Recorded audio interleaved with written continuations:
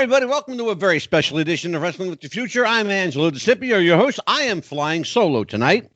If you're noticing, we're alone, all by our lonesome. No Dan the Man tonight. No Marvelous Mike. It's just me, myself, and my buddy Seth Turner. And Seth Turner, you ask, who is Seth Turner? Who is this good-looking guy? Well, I'm going to tell you a little bit about him. We're going to a conversation that I think you'll find very enlightening and intriguing and fascinating, quite frankly.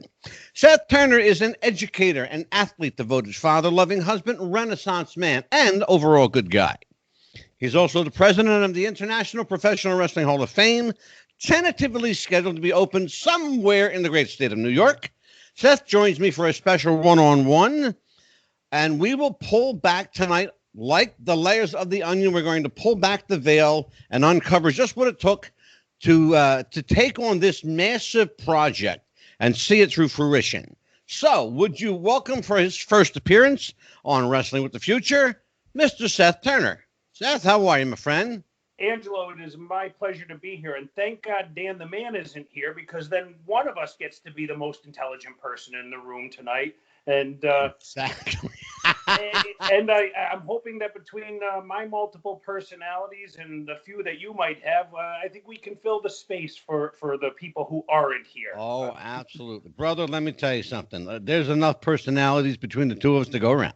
But I want to genuinely thank you. You referred to me as being a Renaissance man, and you rolled down some of the roles that I play. And Angelo, I want to thank you, and I also need to apologize to you. And I wanted to do this on air. You had reached out to me in the spring of last year, and I had committed I would come onto your show, and I was not able to do so for a variety of reasons. And so I need to let you know that I'm sorry that I couldn't do it before today, but I'm also very glad, very excited, very honored to be here today with you. So, and as honored as I am to have you, and I've been looking forward to this for a very, very long time.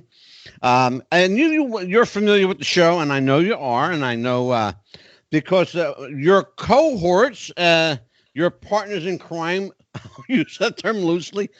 Your partners, Dave Yohannan, J.J. Dillon, Tony Villano. I love Uncle Tony. Among others, Andrew Anderson, just a whole host of people have all made an appearance on this show. In fact, a few of them.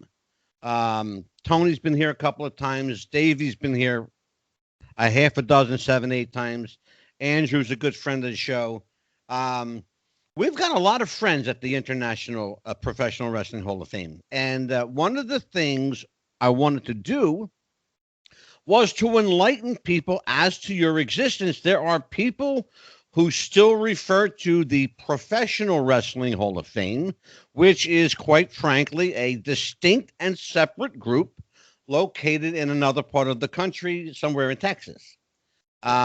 This is not that group. This is a distinct, a unique organization in that it is international in scope and flavor, and I wanted you to come on to try to set the record straight among those people who refer to the Professional Wrestling Hall of Fame as it were a single, unique group. There are many Pro Wrestling Hall of Fames. Let's be clear about that. But what separates the IPWHF is that, the FH is that you are, like I said, international in scope and in practicality, quite frankly. So let's talk about your involvement. Who came first, you or Tony Villano? And how did the two meet? And when did the idea, Seth, of this Pro Wrestling Hall of Fame come about?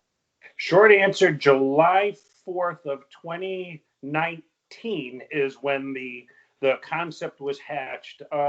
What had happened, Tony had been recognized by the Cauliflower Alley Club in April or May, April of that year. And I had known who Tony was from the Pro Wrestling Hall of Fame, which used to be located in Amsterdam, New York. And periodically I would make the trip out there, and I would go to some of their events. So I knew who Tony was. And then a mutual friend of ours, and by the way, so Tony was an extra in The Irishman, a mob movie. Yeah. So was another guy, Mike Lanuto. We had a friend in common. Mike went and shared a 4th of July thing. It created this online conversation. We agreed to get together and have breakfast. I knew who Tony was. Wanted to, just pay my respect to him in person. Thank him for all his years of working on the Pro Wrestling Hall of Fame. We get together in Catskill, New York, and right out of the gate, Tony sort of lays the gauntlet down and says, I'm thinking about an International Pro Wrestling Hall of Fame, but I've done this. Do you want to take the ball and run with it? And, we sat and had breakfast and we bullshitted, but lots of people have conversations and do nothing with it. Sure. I had no idea what it entailed, what it took. So I start looking into what is a Hall of Fame? What does it mean in New York? I find out that it is considered a museum. A museum functions under the state education department in New York. Okay, yeah. I've been a school administrator for over 20 years in New York, 25 years as an educator. I've been dealing with state ed for decades. So I didn't know what it took to run a museum, but I knew how to click through the website. Now, they tricked me, though. It started with a 2-page report that then needed a 4-page report that then needed a 13-page report. And after 3 months of me just writing reams and reams of policies and organizational charter and you're going back and forth just to find out can you use that name. So anyway, it was 3 months of this exchange. Then we mailed in the packet around late September of 2019. I had to have a few exchanges with their legal counsel, and then December 10th, 2019, we officially received the charter, which gave us the right to function as a museum in the state of New York for the specific purpose of recognizing professional wrestling from around the globe. Absolutely. And what I didn't know was the rocket ship took off on December 10th. What started off in this, a bunch of paperwork over the summer turned into overnight. People from all over the place had an interest. I mean, not a little bit. I mean, right away. Oh, yeah, I know. And then it became, how do you manage all of these people who want to volunteer, who want to do something, who want to have a piece of this? And it was a daunting task. I heard Tony give his version of the story. It was a daunting task just to be able to figure out what to call yourself. Yeah. You couldn't use, obviously you couldn't use Pro Wrestling Hall of Fame. There were, for all intents and purposes, you probably could have, but then you become just another Pro Wrestling Hall of Fame like the other 30 that exist. But you had to separate yourself apart, and there had to be something unique about you. Who was it? Your idea, Seth, to have the international flair, or was it Tony's, or a collaboration? No, I've got to give respect. It was that was Tony's concept, and he brought it forward, and it was as much, I think, because he had recognized some voids that might have existed in the incarnation of the Pro Wrestling Hall of Fame. Gotcha. And Angelo, if I could speak for that for 1 second, I want you to know I got nothing but love for those other organizations, and certainly for the Pro Wrestling Hall of Fame, and want for them to be successful, and actually hope that over time, these various Pro Wrestling Halls of Fame, which do exist all over the place. That's what I found out. All different countries. That I'd like to figure out a thread that can bring all of these organizations together, where we can have symbiotic relationships, where we help to add to each other's value, not be in competition. Therein lies a piece of paperwork that I sent you some months ago. I believe that I without patting myself on the back, but I believe that I hold that thread. Um, and I'll send that thread to you tonight and let you look at it. Um, but I really believe that. I really believe that. But yeah, the problem is that there are, and again, in the interest of full disclosure, let me just, I've said this before on the show. I said it while Tony was here. I'll say it now while you're here. Uh, the Pro Wrestling Hall of Fame in Wichita Falls, Texas. I know them. They know me. Johnny Mantel's a good friend of mine. Um, but he understands that I have a passion for the International Pro Wrestling Hall of Fame, the IPWHF, and I've made no bones about it. I've been very clear on the show about it. I've put you guys over at every chance I could, and including having people on like J.J. Dillon and Davey O'Hannon, Tony Villano, Seth Turner. I have not had Mike on the show yet, but we'll get him. I'll always, if you're out there, I'll get you. Wrestling with the Future will get you. Like I like to tell people, and I put this. I'm just going to read a mission statement that I think I gave this to you, Seth, early on, and I'll read this. It says, on behalf of myself and Dan the Man Sebastiano, we welcome the opportunity to tell you of our intention to vie and lobby for the position of official podcast of the International Pro Wrestling Hall of Fame. In short, here is our mission statement. And I'm going to give this to you and let you have it.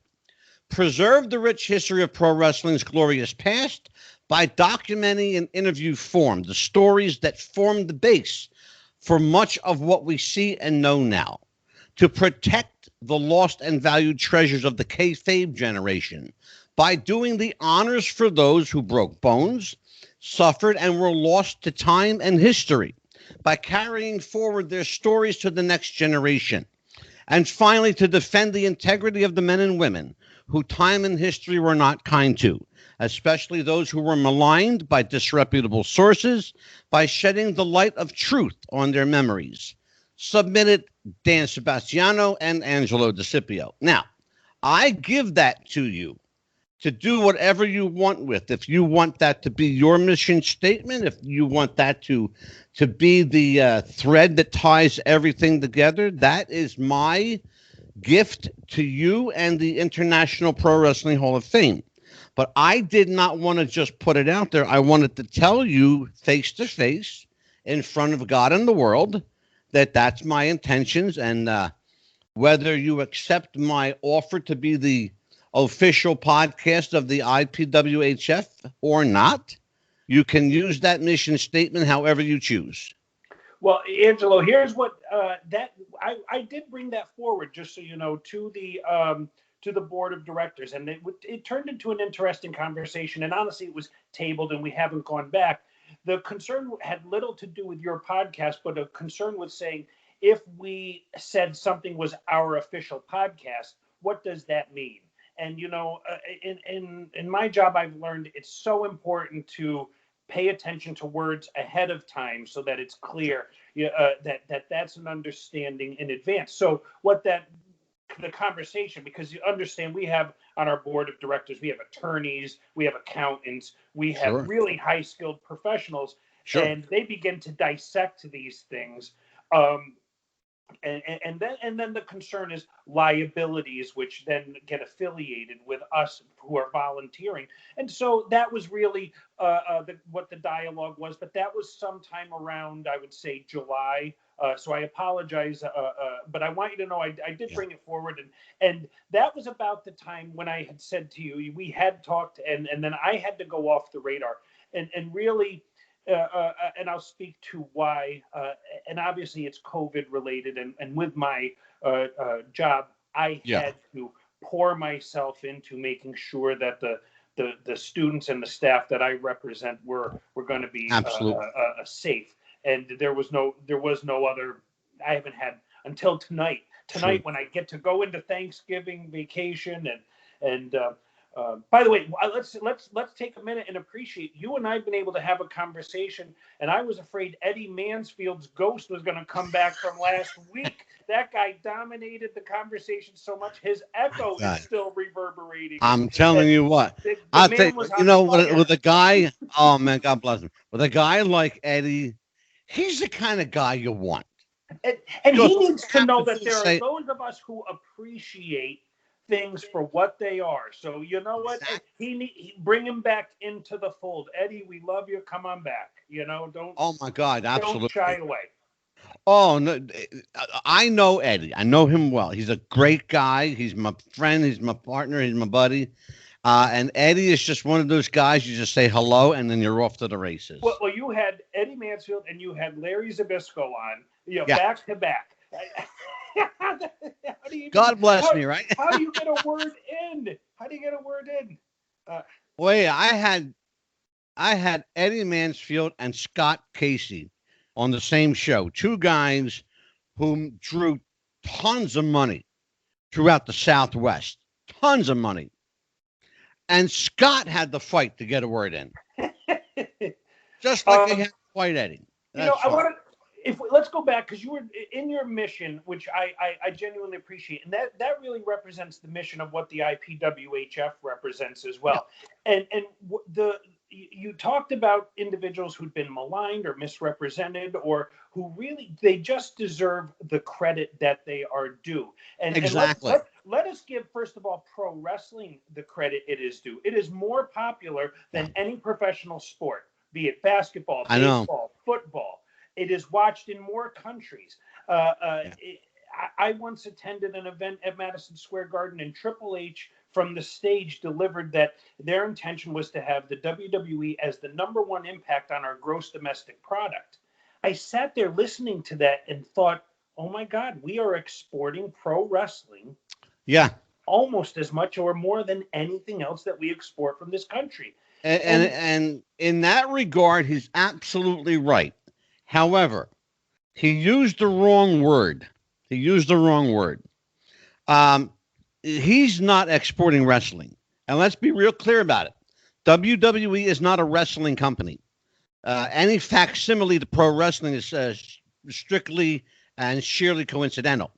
It is not pro wrestling. I will argue that point from now to nauseum. And I have invited them on the show.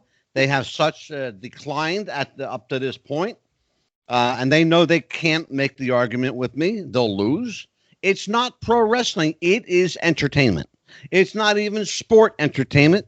It is entertainment. Let's just call it what it is. They are actors. They are athletic actors. But yes, they are actors. They are not wrestlers. They are not divas or female wrestlers. They are models who are looking for a career stepping stone. Let's be real clear about it. And we have to call a spade and call it out now. If we don't, we're bullshitting ourselves and we're kidding ourselves into thinking that this is some kind of form of wrestling. It is not. Now that I got that off my chest, let's talk about what WWE is. They're exporting entertainment, Seth. That's what they're doing. And they're doing a damn good job of it. They have the financial resources, the power of the television to do so, and I will not knock them or malign them for that. If they can make $1 doing it, God bless them. Good, make your dollar and be happy. But don't call yourself pro wrestling, because you're not. You know? Well, I think even they've moved towards sport entertainment. But I'll let you own your own words there. I don't need to cause any problems for myself. I'll take the heat. Send them my way. Send them my way. But we've got had a friend in common, and this ties into Pro Wrestling Hall of Fame when it was in New York, and it kind of brings up, what do I have to do with this? Which that's a question to ask, which is nothing. But I once attended an event and saw Jimmy Snuka he was in Johnstown, New York, and I got a chance to meet Superfly, and talk with him just a little bit. Absolutely. And good friend of mine. You had to know the frequency that Superfly is functioning on too. Okay, so fast forward a couple of years, and I end up at the same event. It's when it's WrestleMania Access, and I get the opportunity. I've got a microphone, I've got a camera, and I get to interview Superfly. Now, but in front of me is a news organization, and they didn't know what they were doing. And I watched as they dropped the ball, and I'm thinking, this is Superfly. This is, and I got my buddy with the camera, and you can go on YouTube and check this out. It was really the last. My job was to put Superfly over, and I was going to do it because I wanted him to look like the star that he was. And you can go and check out a YouTube video. Mm-hmm. I know it's exactly what you're talking about. Yeah, it's very short, but it's the last interview with Superfly, before he got ill and passed away. But in that interview, he was Superfly. He was the man, because I put him up there, handed him the microphone just with enough, let him get his shots in and out, get it back. I'll carry the ball for him. Yep. And there was another time when I saw a similar event took place, and there's a long form interview that I did with the Destroyer, Dick Bayer. Sure, Dick, legendary athlete. And boy, you want to talk at New York, Syracuse University, two-sport Hall of Famer, coached football, coached Jim Brown, coached Ernie Davis. Broke down the barriers in Japan. But I'd also gotten to know Dick Bayer in Amsterdam. Got a chance to talk to him, really speak to him several times. So anyway, we end up in a different event in Toronto. It was for Sweet Daddy Siki, and similar type of event. I'm there. I love Sweet Daddy. I love that, man. the women's pet and the men's regret. Yes, sir. So there was an interview being done with the Destroyer, and the interviewer was it was about Siki, and they were trying to paint an issue of racial tensions in the past. But Dick was he was older, and he wasn't buying into it, but it wasn't a good interview, and it was a bad interview because of the interviewee. And I watched that, and I knew how valuable the Destroyer was. Absolutely. And I went up to him and I said, Dick, can I stop by your house tomorrow? And he lives out in Western New York, and we were in Toronto. We were going to be heading back. And I set it up with his wife and went to his golf course, and we shot about an hour and a half long straight shoot video. And my goal was to put him over. Yeah. Because I had watched him get mistreated the night before, and absolutely. And I just was thinking, this happens too often because people are in this world of sound bites. They want to show up and get their 10-second clip, and it's never about the guy they're talking to. It's about them, the interviewer. You're actually entering real personal domain, and I'm glad you are, because that's going to tie into what I'm going to follow through with. But go ahead, continue. No, so anyway, that is sort of the same mindset, is that to really have our organization to preserve the history, but because we talk about pro wrestling, but I'm going to go further. Pro wrestling actually represents society and their norms at that time. From any kind of the mid 1800s to the present day. Yes. Other people can talk about pro wrestling. I'm looking at it from a more historical and anthropological perspective, and I've been waiting months. 15,000 people would show up at Memphis Auditorium every Monday night to see Jerry Lawler. This is a phenomenon. And so we moved into now a more modern era where we watch it on TV on a weekly basis. I've been waiting for months for somebody to acknowledge that, to say that, to use those words. You give the quintessential example. The quintessential example. Memphis on Monday nights. I know Jerry Lawler. I know Bill Dundee. They've been here. Boogeyman, Jimmy Valiant has been here. They filled this place every Monday. Yeah. You know, I could have Bill, if I have no other guest but Bill Dundee and Jimmy Valiant, I'm good. Oh, what else do you need? We're good. That's the Boogie Woogie Band. Those men are a time capsule. They are a history time capsule. Yeah. If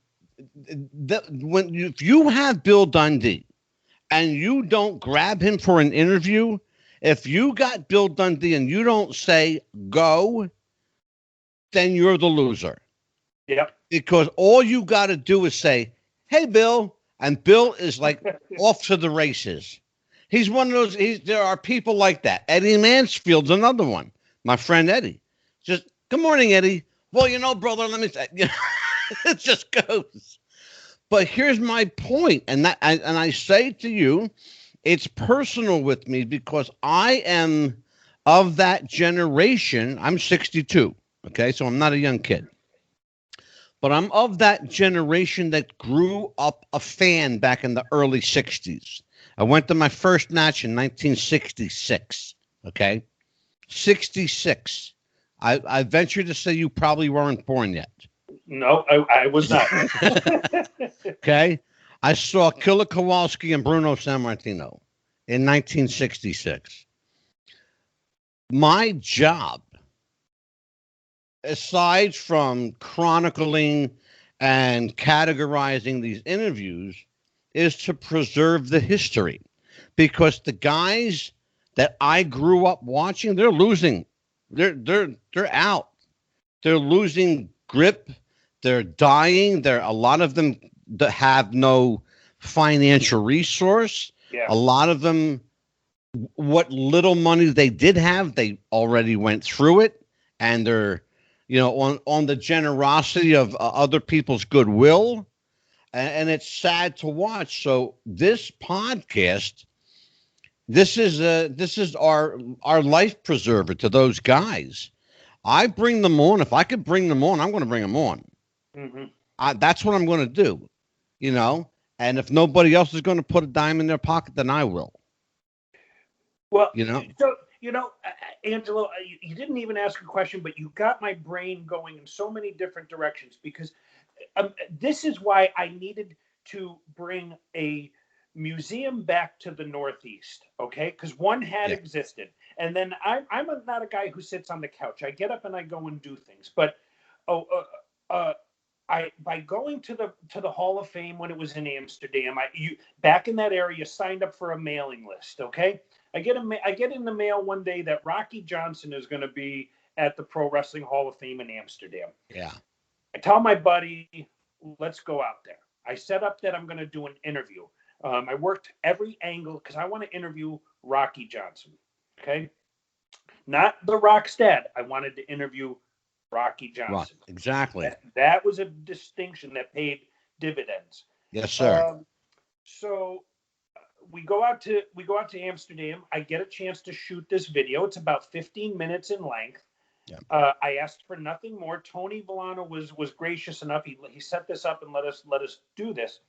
I walk away from it, and then a week later, my phone rings. Rocky had tracked me down because he liked the interview so much. He asks me to fly down to Florida. His son just bought him a new house outside of Fort Lauderdale. Yeah. I'm running a school. I got a fire drill going on. You got to be kidding me, Mm-hmm. So I agree. Nice house, wasn't it? I can tell you, we were my Joe DeFino, who's on the board with me and I. We were the first people in that house in Weston, Florida. Yes, sir. As Rocky was moving in, because his son did just buy that house. Yep. It was a nice one. It was we a got nice to go one. down actually several times, and we became good friends. And that is what then here's what was the key part. I started going to the Legends luncheons in Florida, in Tampa. And I said, we got to do this in New York. We got to do this in the Northeast. Yeah. Down in Tampa, Brian Blair puts it on with Bob Cook. Bob and Darlene help out. These are people who are with the Cauliflower Alley Club as well. Oh, sure. But it's a get together for the boys, and I got to go to this a couple of times and sit there, because when you're talking about 66, and I'm thinking Tony Marino had to be there. Yeah.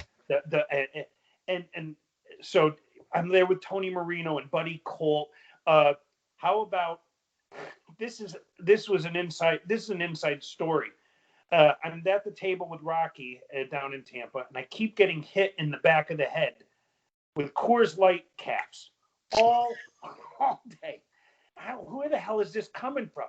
It's Jerry Briscoe, and I'm his target for whatever reason. Yeah. He's having a blast, but he's at a table and he's got Ming next to him, which is the key part here. Absolutely. And he's got J.J. Dillon, and there's a few others. So finally, when I realize it's Jerry, I go to fling one back, except I hit Ming. Good move, Seth. Yeah, move, yeah. I just took it the rest of the day. Oh, geez. Luckily, yeah, I was with Rocky, who's with the Samoan culture, which kept me in good graces with Ming. Ming's a really great guy, by the way. Hell of a nice guy. Great guy. But where'd that come from? It came from this museum in New York, because I got off my ass and I went to it. And then when I found out it had moved to Texas, it was like, well, what are we going to do? Well, I want to stop you there, Seth, for just a second, because you're going to segue into a great area here. True, absolutely true. The Hall of Fame did move to Texas among a lot of controversy. Without getting into, because I know that there are some, hard feelings even today among certain people, and we're not going to dredge up any more hard feelings. But in the interest of truth and in full disclosure, there was a split that happened, and the Hall of Fame ended up in Texas, and it left other people saying, "I feel incomplete, and I need to see this through the right way." Enter the International Pro Wrestling Hall of Fame, and that's basically the spark that gave this life. And taking nothing away from the people in Texas, again, as I said, Johnny Mantel's a friend of mine. I know Johnny. I know the Hall of Fame in Wichita Falls. They're decent people, good people down there. They're doing their own thing, but it's a whole different. It's a whole different MO than New York. At what point do you jump in with both feet and go balls to the walls with this? Where you're giving your time, you're investing energy, knowledge, paperwork. I'm assuming at some point money. Oh, money. Oh, geez. Yeah, we haven't even touched the money yet, but we're going to go ahead. And I have to clarify one very important point with you on money too. Over the course of that summer of 2019, you get to a point where it's a law of diminishing returns. You're realizing that, hey, I'm putting in a lot of hours filing this, doing this, and working on this, and getting together groups of people who have complementary skills. One of the key parts, by the way, of the leadership is knowing what you don't know, and getting people who may not even have an interest in wrestling. But like I said, I needed an accountant. I needed a lawyer. I needed someone who can handle some publicity. I knew what I know, which I focus on leadership and of organizations, and I know how to do. I love that you talk about a mission, and you develop a strategic plan, and you help to develop a roadmap to get from here to there. But balls to the wall happened actually December 10th, when we went public, and all of a sudden people were going absolutely nuts. And then Tony right away had said, let's set a date, and we're going to do our first event in May. And man, we sold out. It was harder to get our tickets and things available than it was to the event was selling itself. Yeah. Then COVID happened. Yeah. The crash. Well, in the interest of full disclosure, I had planned on being there. Yeah. That was your inaugural gala, Mm-hmm. and that got kiboshed real quick. And out the door went, $25,000 worth of revenue that we needed from, a couple nights worth of events. Sure. That's the seed money that you then need so you can go negotiate and get a facility. And at that time, we were looking at a facility, by the way, and it started to fall through on both sides. But I was glad it fell through because we would have otherwise been left with a facility, no possibility for income, and no known time in which we could even open doors. And so it would have been just a financial loss. Seth, From the were there time the people who, at the time, and this is as quirky as it's going to sound to ask this, but there are people like this. Are there people who wanted their money back? Yeah, we refunded a great deal of the money. Yes. Yeah, and that really surprises me because I heard that. I actually heard that you guys did refund money. Yeah. And it shocked me that you did, but it shocked me more that there were actually people who asked for it back. Well, the Like that downside takes, is you're talking about, as you pointed out yourself, you're talking about a museum, a Hall of Fame. Why not just write it off as a donation? That would have been nice, or we would have held it, for the next event, which would have been a great deal for them because now, listen, we are planning August 28th of 2021 at the Desmond Hotel in Albany, which is a little bit of a step up, from where we were going to be. The other place would have been nice, but we're going top shelf. It's going to be a 3-day event at the end of August, and I think we're going to we've already booked the same weekend for 2022. So we're looking at this being a 3-day event with, if you are a fan of wrestling, we want to turn it into a Comic-Con for wrestling, My tickets better be in the mail, brother. So we'll be announcing our inaugural class on December 12th, letting people know who made the cut. If I can, I want to put some people over. Bob Bryla, Dr. Bob Bryla, put together a ballot committee, and I want to make sure I give credit. He had Mark Hewitt, Koji Miyamoto, Nathan Hatton, and Jimmy Wheeler. So they put together the ballot. I'll show you.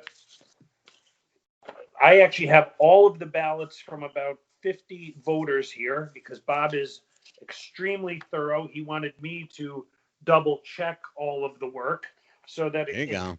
So he put together. That's a nice looking ballot form too, Seth. Thank you, and we'll look at Lord Zoltan's here, and maybe you can see who he voted for.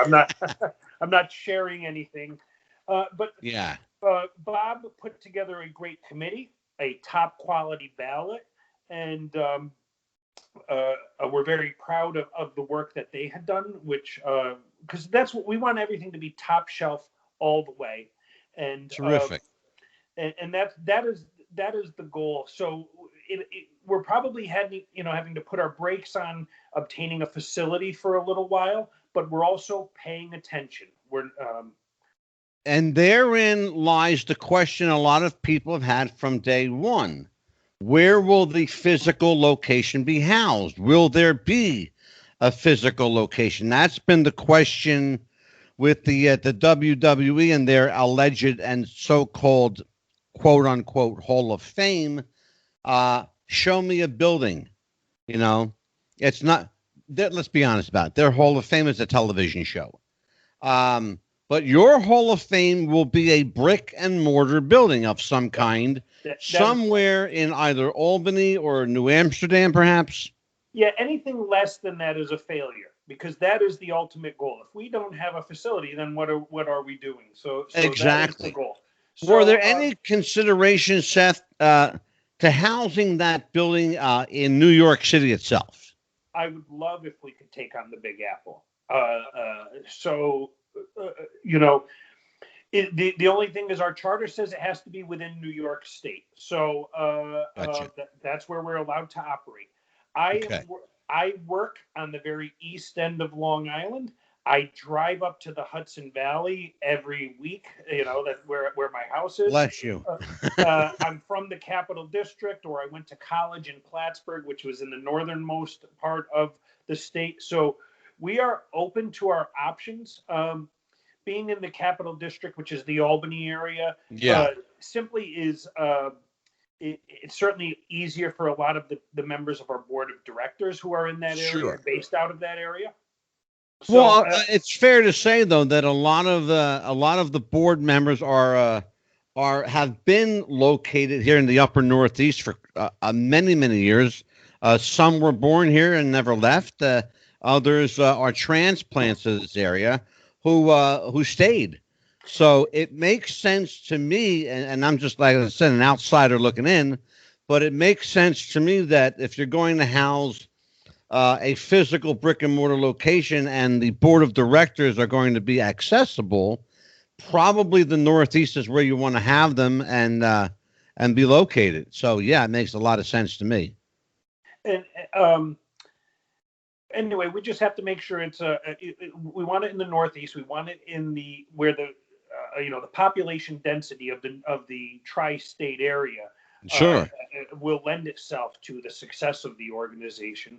But it does have to be a facility, and I do envision we may have to start with a one facility, and then as we build ourselves, look to move into a larger one. But this is where the COVID may actually be beneficial. So what we earmarked is around March and April of next year, start to pay attention to buildings that are opening up, because unfortunately a lot of businesses are failing. And so it may be there may be an opportunity that arises. Well, it's a one man's misfortune is another man's fortune. So, yeah, I mean, you have to almost. It's sad to think about it, but you have to almost be looking for somebody that's failing and be willing to snatch it up at a low cost. You mean like I did with Bruno Sammartino's heavyweight championship belt? Well, we're going to talk about that belt, because that belt is in question even now. Good. There are people who are doubting the authenticity of that belt based on photographic evidence that has come forward of 2 additional belts. Good. What can you tell me of this purported championship belt? I think let the controversy begin. Let them tell me all about it, because I've actually held that belt you're talking about, the one that you currently own. I've held that belt, so I know what it looks like. There's some very distinctive things on that belt. I know. I've seen it. That do not exist on any other belt. And so if someone else can tell me how sometime in the 1960s Bruno got this belt created, I'm open to find out about it. But and as you know, it's got very nice crushed blue leather. It's got a very nice. I'm going to guess it's an Italian leather that's on the back. It is Italian leather. And it was actually, if I'm not mistaken, the history says it was cultivated in that area where he was from, the Pizziferrato area. Certainly around the Abruzzi area, which is in that vicinity. It's right there. And they are known as leathermen and craftsmen. They are known for their shoes. They're great shoemakers in that area. Do you have the belt with you now? I do not have it. Okay. The belt is because I would love to see it again. Yeah, well, I'll be happy to show you. You know, the reason and you know why I'm bringing this up. Yeah. There are people who don't know that the belt was actually blue. It was not black like people think. That's right. And that's the thing. People always thought that this was a black belt with a gold or silver medallion on it, because the color went from gold to silver in various incarnations of the belt. I have 5 pictures in front of me. 2 of them are gold and 3 are silver. It is maddening, and in fact, those types of pictures drove me to madness as well. So, I cannot tell you. And there was one key thing that undid all of the doubt, however, okay? Yeah. So, and that was a phone call from Bruno's son, Daryl, to me, Yeah. who said, Seth, I've seen this stuff online. I'm calling you to let you know you have my dad's belt. You have the belt that he's had in my house for 50 years. I'm the one who sold it. So let's back up If I'm not mistaken, I'll share with you when we get off the air, because there's something behind the faceplate. You understand what I'm saying? Well, I'll tell you when we get off the air. Okay, that'll be interesting. But and this is there's a make. I'll tell you what it is. There's a maker's mark behind it. No kidding. Yeah. On the large plate itself behind it? Yeah, behind it. There's a maker's mark on it. That's how you'll know the authenticity of it. Well, there's a large zipper, as you know, and then you can adjust the plates that come out of it. So I knew when I touched it. By the way, I know that Italian leather. We actually have a house. My wife's family has a house in Italy, so I'm going to be going to Pisa Ferrato as soon as I can get back to Italy. As soon as we're allowed to travel, I'm going to go and see what there is. So your name is really Turnerini? Is that it? Hey, I married an Italian, so. Bless your heart.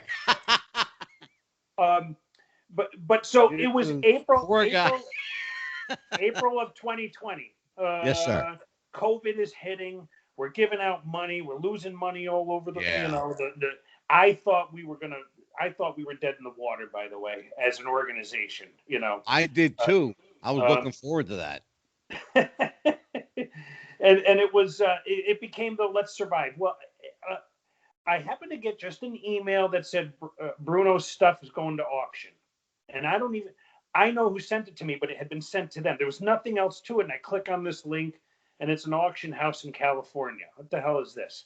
And I start looking and there's Bruno's heavyweight belt, Bruno's WWE Hall of Fame ring, and his a medallion for the Sports Hall of Fame where he got inducted. Oh, yeah, sure. And I'm looking at these things and I'm saying, wait, how did I don't know that this place is a real auction house. I'm familiar that there's a million scams that are out there. Oh, sure. But I start doing research and and wait a second, that's a letter from Bruno's son. How does this all have it? So the day what you had to do, it was through SPG Auction, which is a bona fide auction house that takes care of high-end sports memorabilia. I know who they are. And you had to have bid on the item initially to then qualify for the day when it goes live. And the day it's going to go live is May 2nd. That's Dwayne "The Rock" Johnson's birthday, and it's going to be live at 10 o'clock at night. And I don't have a lot of money to be doing this type of stuff. I had to go and talk to my wife and say, this is what I'm intending to do. And I set the ceiling as to what I could afford. But I also knew that's Bruno Sammartino's belt. And I did my research. And I know that Triple H went and tracked down that Johnny Barron had in his attic the original belt, which was taken from the Ohio Territory and used by Buddy Rogers. I know that. Yep, factual. Okay, that's great. So what you had was an Ohio Territory leather belt that got its historical significance, but this is Bruno's belt. Absolutely. This is 4,040 days of a champion. This is the original run. And I do also see those other incarnations. There's different belts. And when you look at those pictures, and you got to remember, this, Angelo, go back to the 60s. You might have been looking at a program or an advertisement in 69 that's using a picture from 65.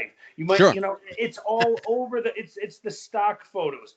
So unless you were Vincent McMahon or Bruno Sammartino or Gorilla Monsoon possibly, and having those conversations, what the hell do we know about which is the original or whatever else?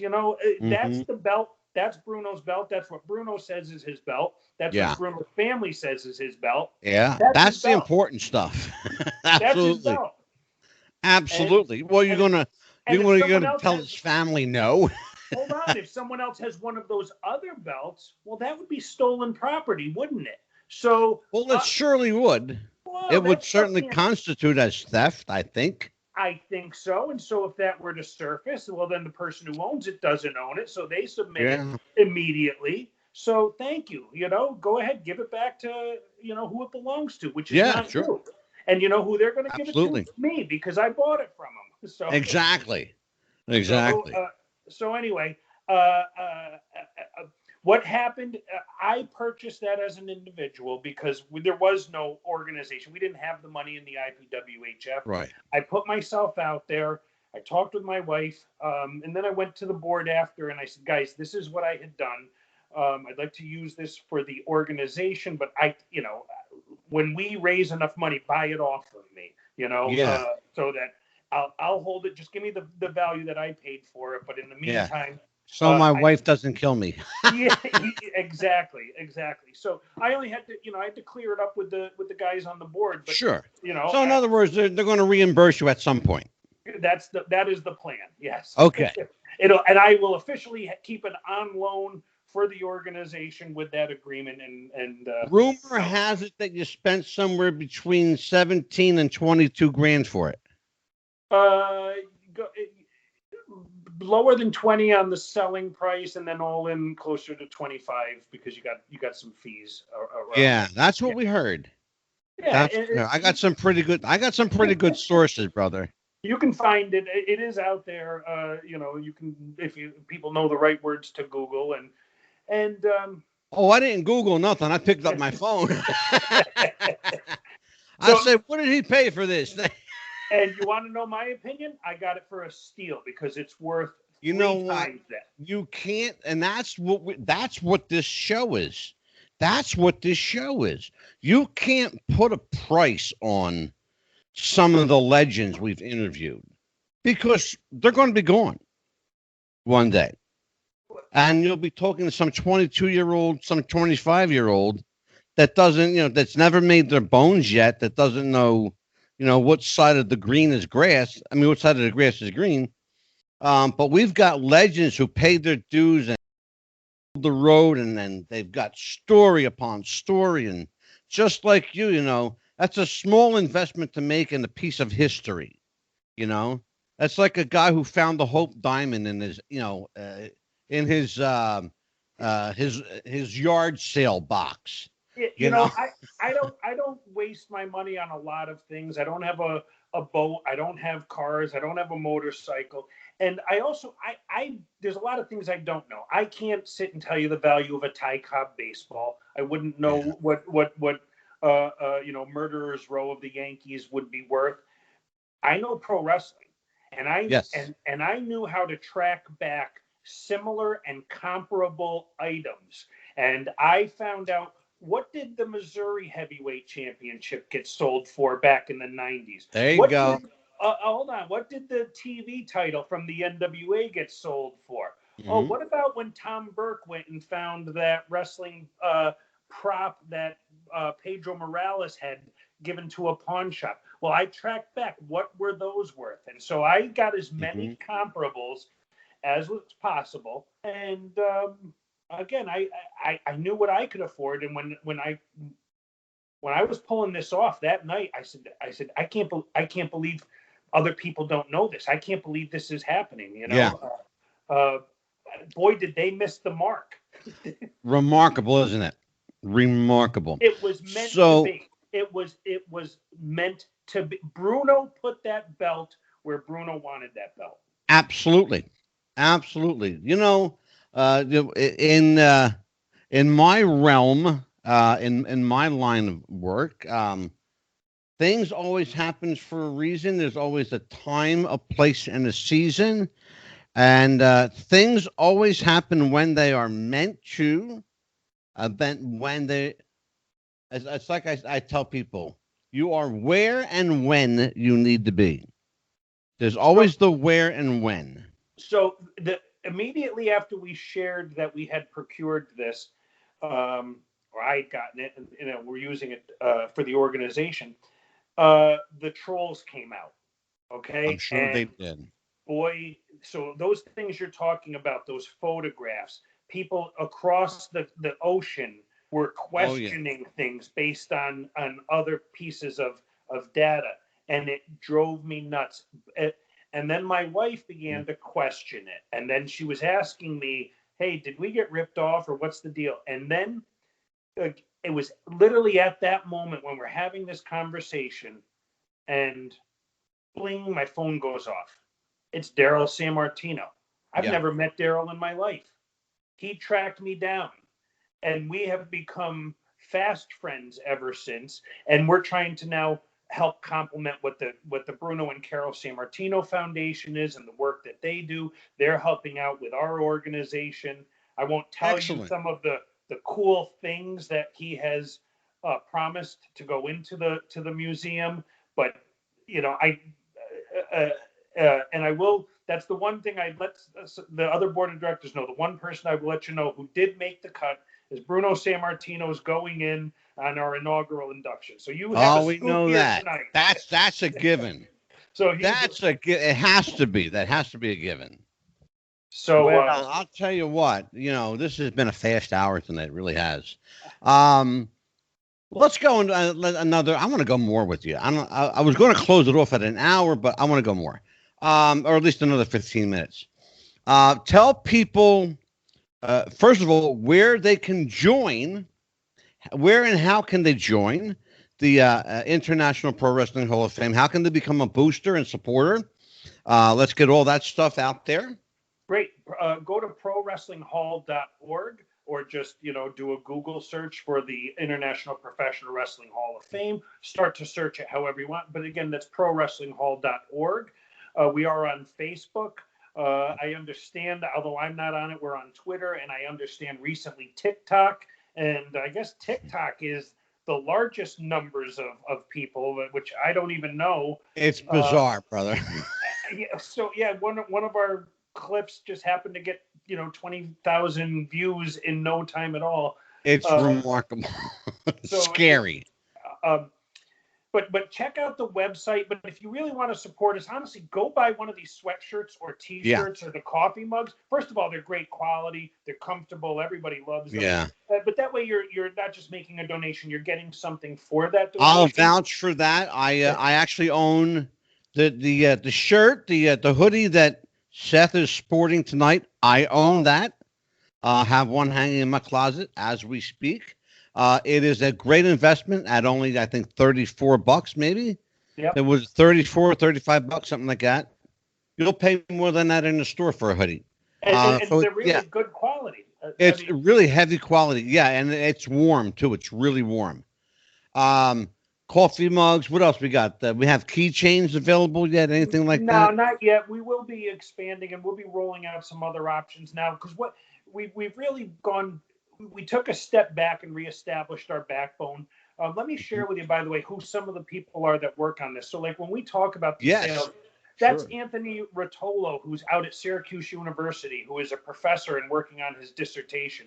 And he's the brains behind the website and the sales for the T-shirts and sweatshirts. And we owe a ton of credit to Anthony, who is a brilliant man, but he happens to get distracted, because he's writing his dissertation and teaching his courses at college.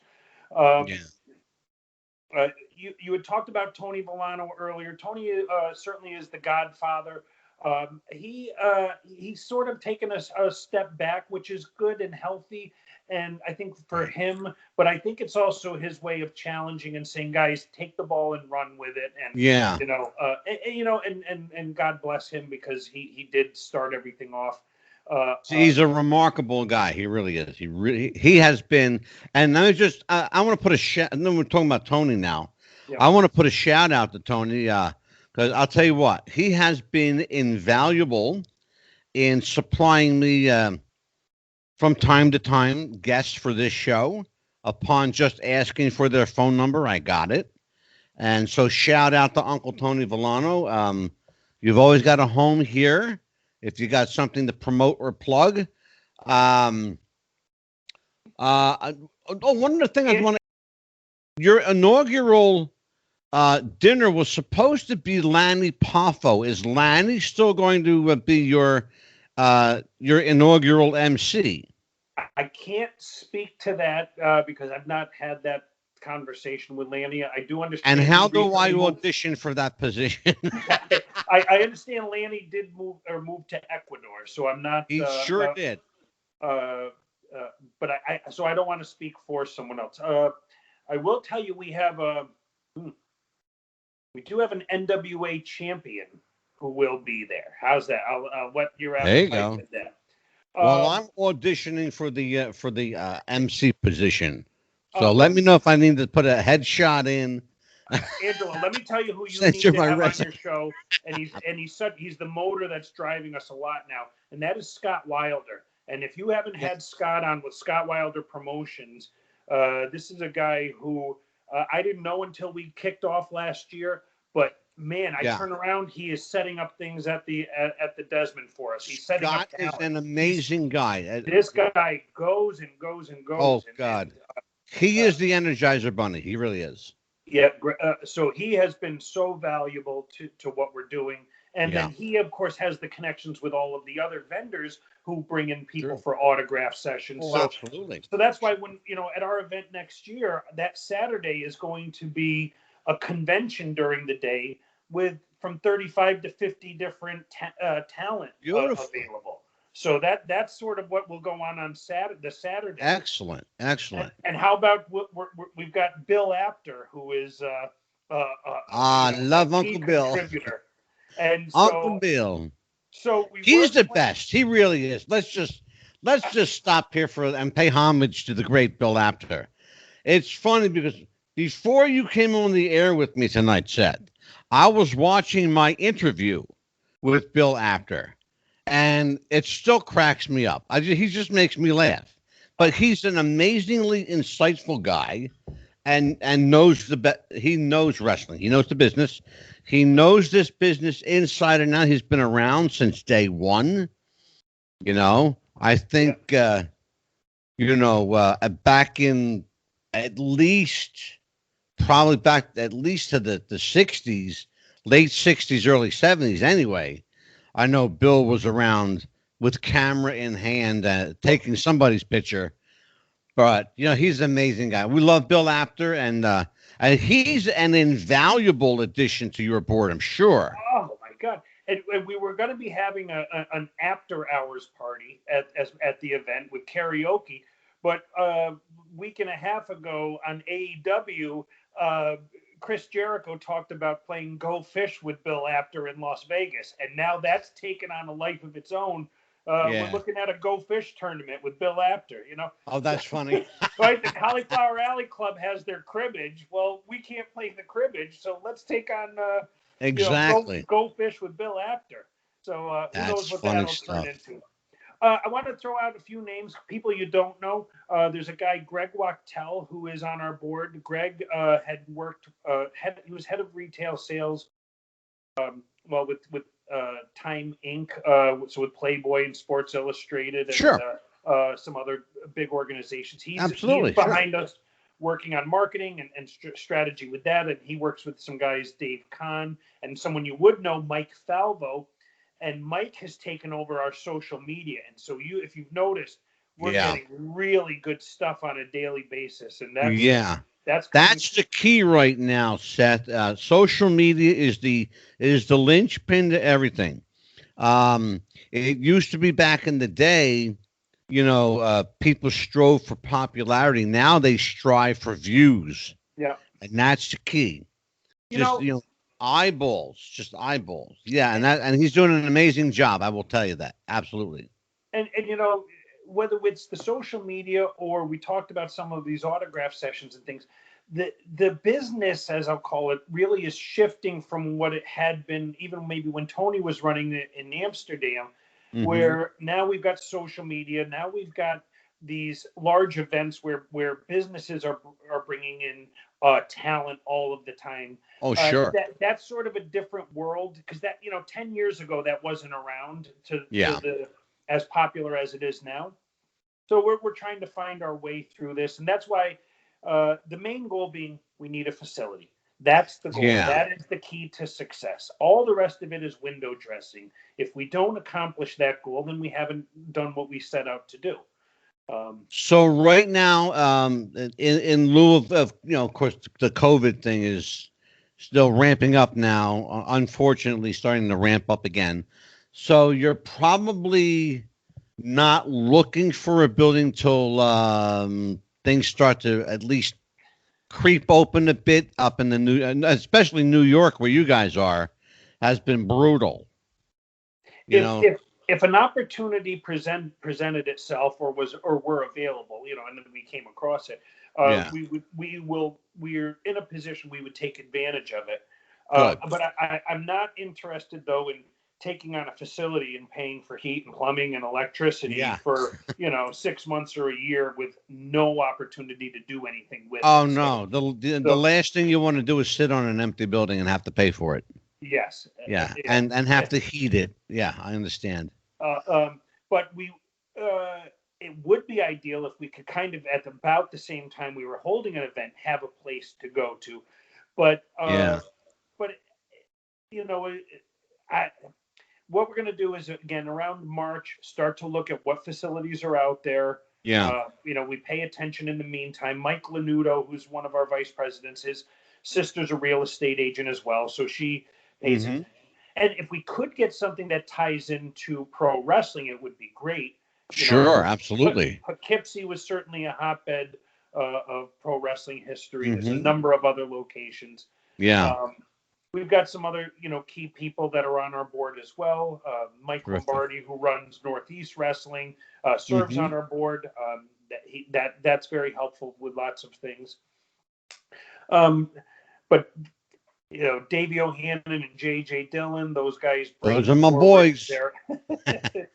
Those are my boys. And when we had started, Rocky Johnson had come on the board right away. That was our first big announcement. He was my personal friend. I Yeah, also knew he was in the business too. So when a sure, wrestler lips are moving, absolutely. But Rocky was a good man, and of Yeah, course he passed away tragically. January 15th. yeah. We broke that story, Seth, when it happened. We were on the air when Rocky passed, and we broke that story live. That came as a shock to everybody. In fact, we stopped the regularly scheduled show we were doing, and we spent the rest of the show as a tribute to Rocky. Um, what an amazing performer, and what a hell of a nice guy. Really nice Uh, guy. well, I'll show you something. Few people. I actually wrote a book about Rocky that won't Yeah, see the light of day too much, and yeah, it preceded. Here's Scott Teal's book, sure. which you also can't get now. I think. Yeah, Scott is actually a good friend of mine, and we actually talked about Rocky's book Yeah. on the show. So, in the interest of full disclosure, I do know Scott. He's a very dear friend of mine. Yep. In fact, he's coming on December the 8th. He'll be back here December the 8th. Yeah, and one thing, Greg Oliver had been working on some sort of a book too earlier. So Greg, I think when they had told the story last time, Greg, when I was at Rocky's house, I saw the contracts that were being looked at with Greg. Yeah. I was there. I didn't intend to write that book. In fact, we were going to be writing a different book. But what was going on is I was doing my research along the way, and I was putting together old programs and photos and this timeline because, man, you're trying to trace back, to the 1960s and, and the stories were so outlandish. I didn't believe they were true. And I'm going to tell you, Yeah. they were. Yeah, absolutely. So as I put, what We've happened is, talked about that before. as I put those things together, I said, this is a book, Yeah. and so, but this was more the timeline that we were using to tell the story. But by the way, that's a great shot of Rocky. Oh, yeah. I've actually seen that photo before, too. And few people have. We got one that no one's seen. But there's myself and Rocky and Tony and our other buddy, Joe DeFino. but God rest his soul. Rocky's a good man, but Yeah, absolutely. Good guy. opened a Well, lot of speaking doors of for good me. guys, you are an amazing guy. Where can people reach you? Put your personal social media out there. Any Don't leave plugs? me alone. Leave me Right. alone. I don't need anything. I hear you. You heard it. Yeah, I'm out there. I'm looking to try to run a museum. I'm, looking to There you run go. the International Professional Wrestling Hall of Fame. You can, certainly you can find me. I'm on Facebook, Sure. and you can send me an Absolutely. email because some people might want to follow up. It's Seth Turner 1 at MSN.com. That's Seth Turner and the number 1 at MSN.com. Terrific. I'm pretty good at getting back to people, but Absolutely. it's not Well, Angelo. I make too exactly. money. But But it's then he all called good. me out. It's all good, brother. I'm going to tell you what. Well, I want to thank you for joining us tonight. Stay with me. I'm going to make a couple of announcements and say goodnight to everybody. On December 1st, the return of Nick Christophers for part 2 of Mob Talk. Going to talk more about the Greek, Irish, and Italian mob. Getting into more about John A. Light. There may be a surprise on that end. Maybe, maybe not. We'll find out on December the 1st. December the 8th, the return of Scott Teal. If you have a wrestling book in your house, it probably has Scott Teal's name on it somewhere. It's a pretty good chance his name's either in it or on it. Yeah. We're going to start the new year off fresh. We've got, oh, man, it's a who's who of wrestling. We've got the return of Jimmy's Valiant, Butch Reed, Eddie Mansfield. God help us all. Davey O'Hannon will be joining us again. Oh Lord have mercy. We got I'm having a brain fart. Holy shit! I had all of this stuff to memory. I'm just like it's gone now. But anyway, we check our website, check our Facebook. I've got the schedule there. Everybody that's coming on. Lanny Paffo's coming back. There you go. I remember Lanny. Excellent. But they're all coming back. We got some newcomers coming on. Mike McGurk, the first female referee in wrestling, she'll be with us. And Scott Casey made sure that. Hold on. First female announcer, first female referee. I'm glad you said is Rita Chatterton, Rita Marie, my friend from my hometown. Rita. Yes, Rita and a lot of people make that distinction, but again, WWE writes their own history. So they're saying that she's the first female referee. So maybe we won't have her. Maybe I'll just get Rita instead. Well, we could make that happen. We might be able to do that. So, on behalf of Seth Turner, I'm Angelo DeCipio for Wrestling with the Future. Happy wrestling, everybody. Take care and enjoy your Thanksgiving. We'll see you on December 1st. Take care. Do you have sweaty balls or volleyball netty balls? It's time to make them ready balls. The Manscaped.com Lawnmower 3.0 will do the job and clean your knob with its patented no-nick head, so your head will function as desired. Enter promo code WrestlingFuture for a generous 20% discount. That's enter WrestlingFuture for a 20% discount. Manscaped.com and Wrestling with the Future, going balls to the walls with Manscaped.com and the Lawnmower 3.0. Your balls will thank you, and so will we.